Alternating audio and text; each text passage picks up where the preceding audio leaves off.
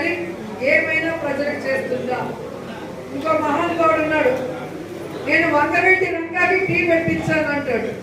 మొన్న తెలంగాణకు పోయి గద్దరికి నేను కారు భరించాను అంటాడు. మన వాలంటీర్లు అడుగుతున్నారు, అవి మీరు చేశారో లేదో దేవుడు ఎరగన్నా, మాకు 5,000 ఉంటే 10,000 చేస్తామన్నావు, ఈరోజు ఉన్న ఉద్యోగాన్ని ఊడబెట్టేసావు కదన్నా, మా జీవితాలు కాపాడని అడిగితే దానికి సమాధానం లేదు. నేను రాజకీయ పార్టీ పెట్టింది ముఖ్యమంత్రి కావడానికి కాదు, సుగాలి ప్రీతి తల్లి కన్నీళ్లు చూసి పెట్టాను అన్నాడు. ఈరోజు అదే సుగాలి ప్రీతి తల్లికి అపాయింట్మెంట్ కూడా ఇవ్వకుండా తాను డిప్యూటీ సీఎం అవ్వడానికి ఆ అమ్మాయి చావును ఉపయోగించుకున్న పవన్ కళ్యాణ్ ఈరోజు అధికారంలో ఉండి కేంద్రంలో పొద్దుతో ఉండి కూడా ఆ అమ్మాయికి న్యాయం చేయకపోవడం అనేది అందరూ కూడా గమనిస్తున్నారు. అలాగే లోకేష్, జగన్మోహన్ రెడ్డి గారేమో సచివాలయ ఉద్యోగాల్ని మెరిట్ మీద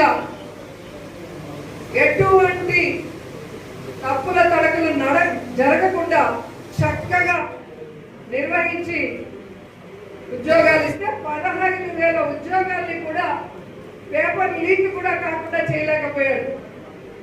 లీకేజ్ స్టార్ అయిపోయాడు ఈరోజు లోకేష్ గారు.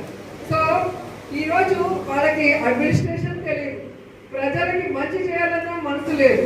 కేవలం జగన్ గారిని వైఎస్ఆర్సీపీలో ఉన్న ముఖ్య నాయకుల్ని టార్గెట్ చేసి వాళ్ళని తిట్టించడం, వాళ్ళ మీద కేసులు పెట్టించడం, కొంతమందిని జైల్లో పెట్టి బ్లాక్ మెయిల్ రాజకీయాలు చేస్తున్నారు.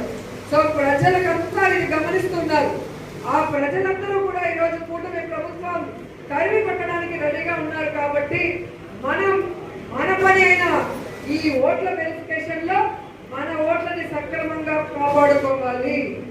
2-3 చోట్ల తిరుపతిలో ఉన్నోళ్ళు నగిరిలో ఉంటారు, తిరుపతిలో ఉన్నోళ్ళు విజయపురంలో ఉన్నారు. ఎందుకు చెప్తున్నానంటే మన మండలంలో ఉన్న వాళ్ళంతా పిల్లల చదువు కోసము తిరుపతికి పోయి ఉంటారు. కానీ ఎక్కడో ఒక చోట ఓటు పెట్టుకోవాలి, 2 చోట్ల అంతా పెట్టుకోకూడదు. కానీ ఈరోజు ఎక్కడ పడితే అక్కడ 6-7 ఓట్లు పెట్టుకొని ఏ విధంగా మోసం చేస్తున్నారు. ఆధార్ లింకేజ్ ఇమ్మంటే ఇవ్వరు, ఎందుకంటే దొంగ ఆట ఆడాలి కదా.